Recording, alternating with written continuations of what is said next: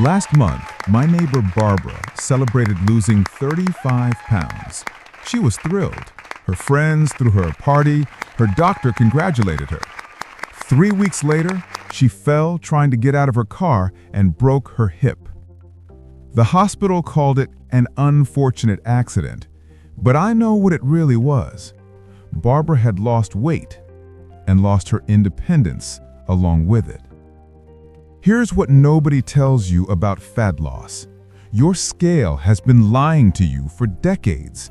And the worst part? The entire medical establishment has been focused on the wrong number. What happened to Barbara is happening to millions of Americans over 40 right now. And if you're watching this, there's a very real chance it's happening to you too. Think about the last time you tried to lose weight. Maybe you succeeded. Maybe you dropped 20, 30, even 50 pounds.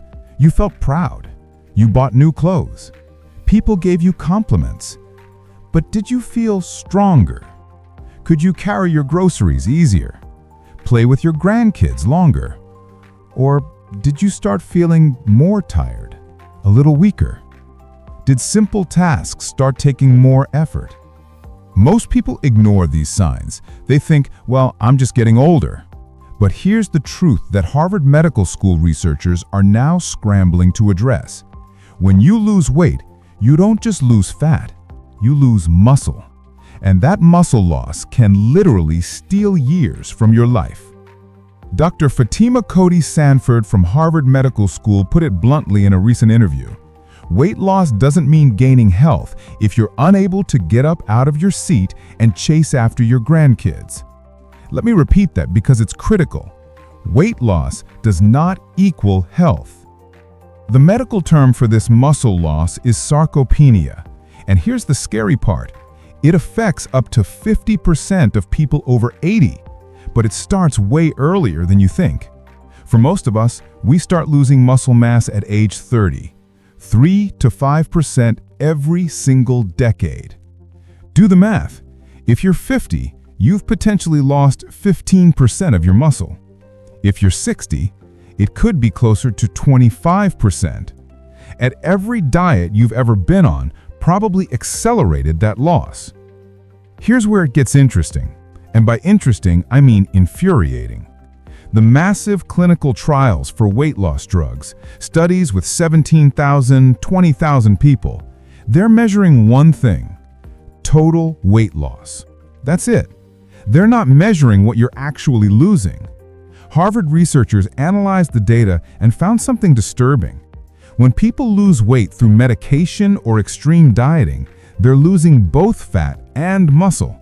Sometimes up to 40% of the weight lost is lean muscle mass. 40%! Think about that. If you lost 30 pounds, 12 of those pounds could be muscle. The muscle you need to climb stairs, to carry groceries, to get up from a chair without using your hands, to stay independent. And here's the kicker. The pharmaceutical companies making billions from these weight loss drugs, they have the money and resources to measure body composition, to tell you exactly what you're losing. But they're not doing it. Why not? Because if people knew they were becoming weaker while getting thinner, they might start asking uncomfortable questions. Questions like, is this actually making me healthier or just smaller? Now I know what you're thinking. This sounds scary. What am I supposed to do? Not lose weight? No, that's not what I'm saying at all. What I'm saying is this: everything you've been taught about fat loss is backwards. The goal isn't to weigh less. The goal is to be stronger while carrying less fat. And the way to do that, it's not what the diet industry has been selling you. In the next few minutes, I'm going to show you exactly what the research says about preserving muscle while losing fat. Not theory, not guesswork, real science from institutions like Harvard, Mayo Clinic, and Stanford. But first, you need to understand exactly why your body wants to eat your muscle when you diet. Because once you understand the mechanism, you'll never look at weight loss the same way again. Here's what happens inside your body when you cut calories without the right strategy. Your body is incredibly smart. Too smart, actually. It's been programmed by thousands of years of evolution to survive famines. So when you suddenly eat less, your body goes into conservation mode. And muscle? Muscle is expensive to maintain. It burns calories just existing. According to Mayo Clinic, your basal metabolic rate, the calories you burn just breathing and staying alive, is mostly determined by your muscle mass. More muscle means more calories burned at rest. Your body knows this. So when food gets scarce, your body makes a calculated decision.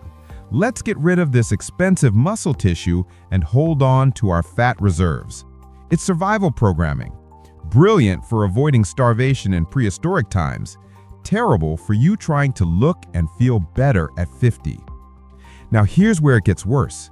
As you age, this process accelerates. Remember that 3 to 5% muscle loss per decade I mentioned? That's under normal circumstances. When you're dieting hard, you can lose 4 to 6 pounds of muscle per decade, and that muscle gets replaced by fat. Think about that visual. You're not just losing muscle, you're literally trading it for fat. Same weight on the scale, but you're weaker, slower, and at higher risk for falls, fractures, and loss of independence. Harvard research shows that men typically lose 30% of their muscle mass during their lifetime. 30%! That's the difference between running upstairs at 60 and struggling to get out of a chair at 70. Now let's talk about the elephant in the room. GLP-1 medications. Ozempic, Wegovy, Mounjaro. These drugs are revolutionary. I'm not going to pretend they're not. People are losing significant weight. 15, 20, even 25% of their body weight. That's life-changing for someone who struggled with obesity for decades. But here's what the commercials don't show you.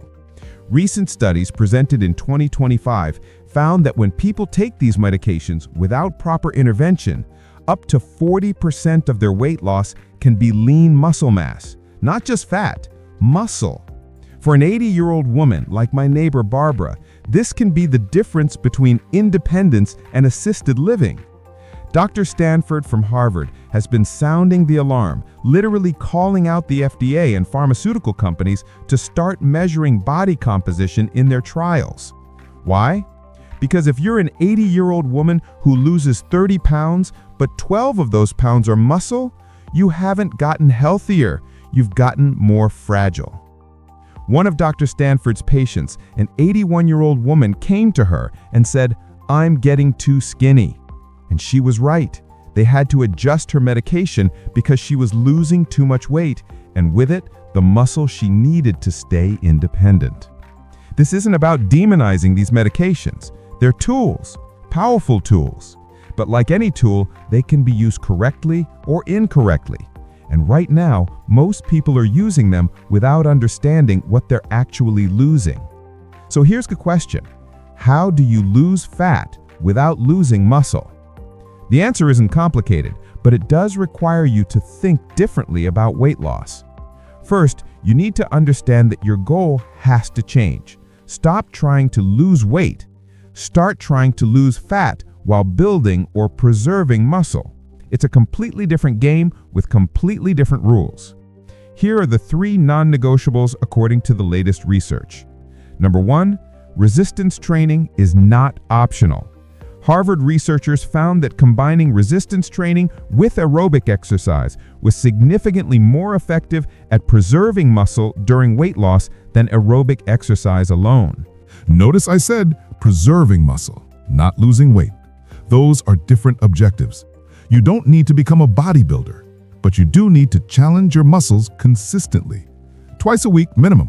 3 times is better. And here's something most people don't know.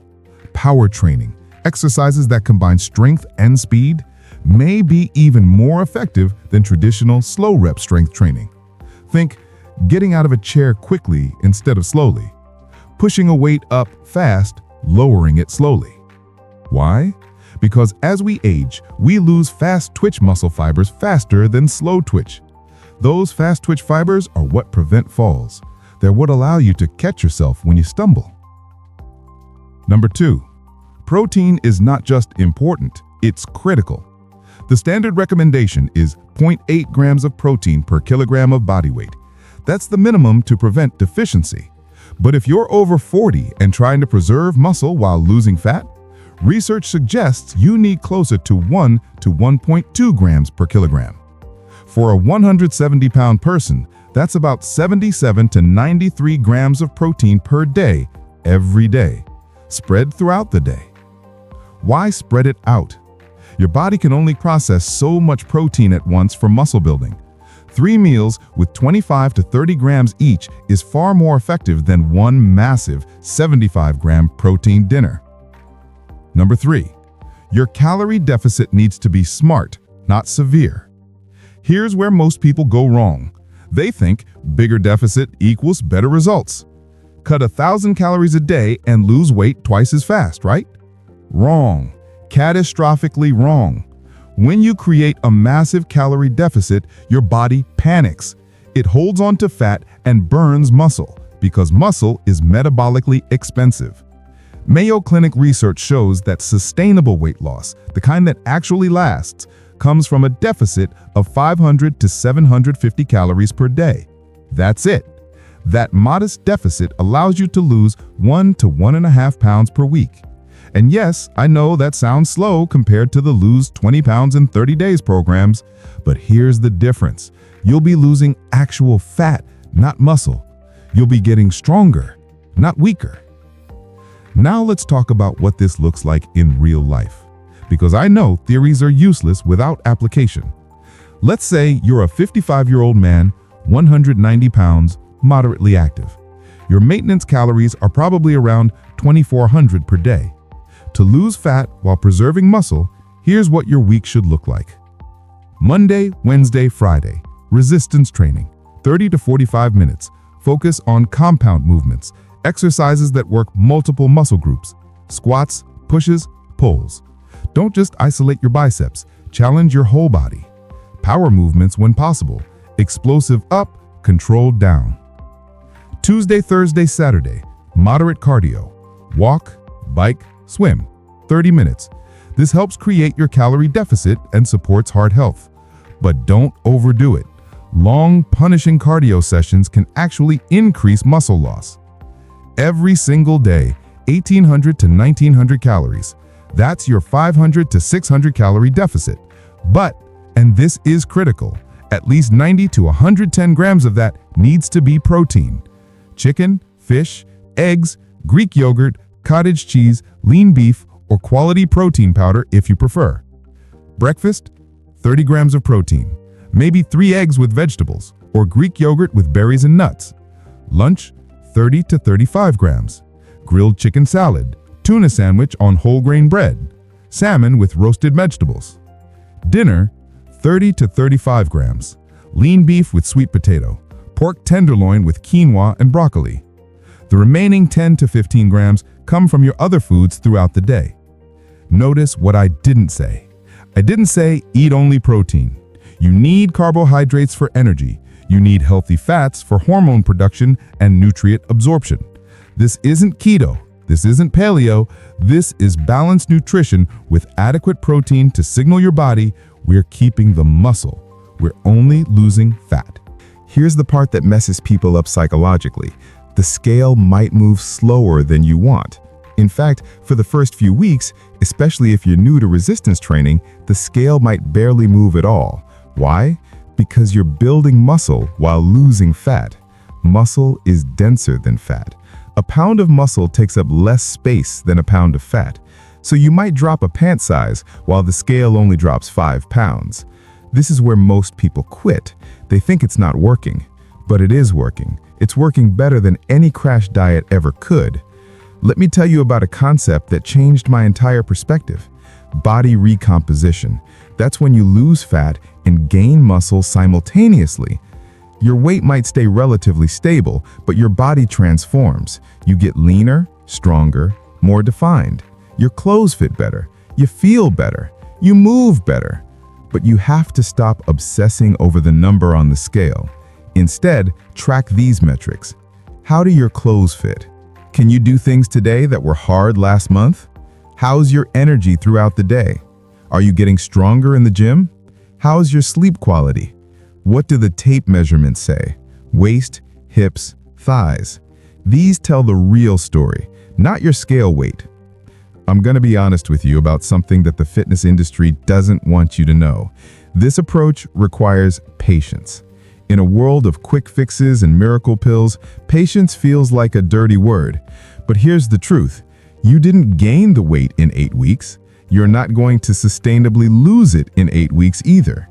Real, lasting body transformation, the kind where you keep the results for years, not months, takes time.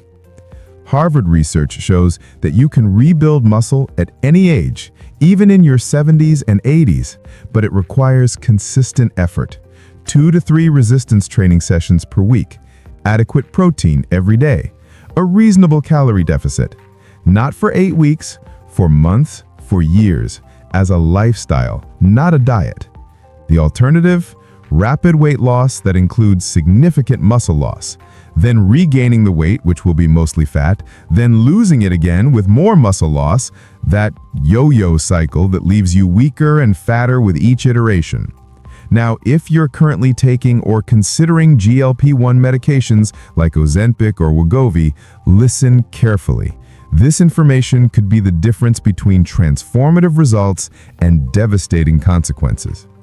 These medications work. They suppress appetite. They help you eat less. For many people struggling with obesity, they're genuinely life-changing. But they don't discriminate between fat and muscle loss. Your body still needs the right signals to preserve muscle. If you're on GLP-1s, the resistance training and protein recommendations become even more critical. Not less, more. Studies from 2025 show that combining GLP-1 medications with resistance training and adequate protein dramatically improves body composition outcomes. You lose more fat, preserve more muscle. Some research even suggests that adding specific muscle-preserving compounds like Bimagram could eliminate the muscle loss problem entirely, though that's still in clinical trials. But here's what you can do right now. Work with your doctor to ensure you're losing weight at a sustainable pace, not too fast. Dr. Stanford from Harvard mentioned adjusting medications for patients who were losing too much too quickly. There's a sweet spot, usually 1 to 2 pounds per week maximum. And please, if you're over 60 and starting GLP-1 therapy, insist on body composition tracking if possible. DEXA scans are the gold standard, but expensive. Bioimpedance scales are about 85% accurate and affordable. Track what you're actually losing, not just total weight. Remember, the goal isn't to be thin. The goal is to be healthy, strong, and independent for as long as possible. Let me share something that might make you angry. The entire weight loss industry, worth over $70 billion in the US alone, profits from your repeated failure. Think about it. If they sold you a solution that actually worked permanently, you'd only be a customer once. But if they sell you quick fixes that cause muscle loss, metabolic adaptation, and inevitable weight regain, you'll be back again and again, buying the next pill, the next program, the next promise. The pharmaceutical companies making GLP-1 drugs aren't villains. The medications work. But by not measuring body composition in their massive trials, by not educating prescribers about the muscle loss risk, by not including resistance training protocols in their recommendations, they're missing half the equation. And you're the one who pays the price. Sometimes literally with money, sometimes with your independence and quality of life. Harvard researchers are calling them out. Doctors like Fatima Stanford are publicly demanding better standards. But change is slow. And while the system catches up, you need to protect yourself. So here's what I want you to do after watching this. First, stop thinking about weight loss. Start thinking about body composition. Fat loss with muscle preservation or gain. That's the new goal. Second, if you're currently dieting, ask yourself honestly, are you getting weaker? Struggling with tasks that used to be easy? Feeling more tired? If yes, your approach is wrong. Adjust it. more protein, smaller deficit, add resistance training. Third, if you're over 50 and haven't done resistance training, start this week. Not next month, this week. Even if it's just bodyweight exercises at home. Chair stands, wall push-ups, squats holding onto a counter. Start somewhere. You don't need a gym membership, you don't need expensive equipment. You need consistency and progressive challenge. Can you do 10 chair stands today?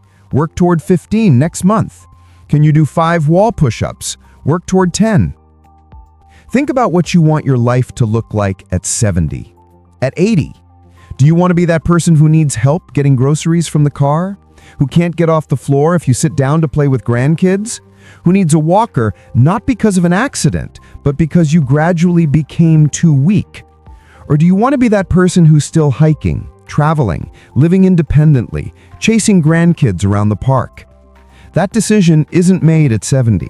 It's made right now, today, with every meal choice, with every decision to move your body or stay sedentary. My neighbor Barbara is doing physical therapy now, rebuilding the muscle she lost after the fall. But she's doing it. She told me something last week that stuck with me. I wish I'd known that the number on the scale didn't matter as much as how strong I felt. Now you know. You can't unknow it. The question is, what are you going to do with this information? The supplement industry will keep selling you shortcuts. The diet industry will keep selling you rapid weight loss. The pharmaceutical companies will keep focusing on total weight rather than body composition. But you know better now. Lose the fat, keep the muscle. Stay strong. Stay independent. That's the goal. If this changed how you think about fat loss, hit that subscribe button. We're going to keep exposing what the health industry doesn't want you to know. Next week, we're diving into the metabolic adaptation myth, why your damaged metabolism isn't actually damaged, and what's really happening when weight loss stalls. Thanks for watching. Now go move some weight.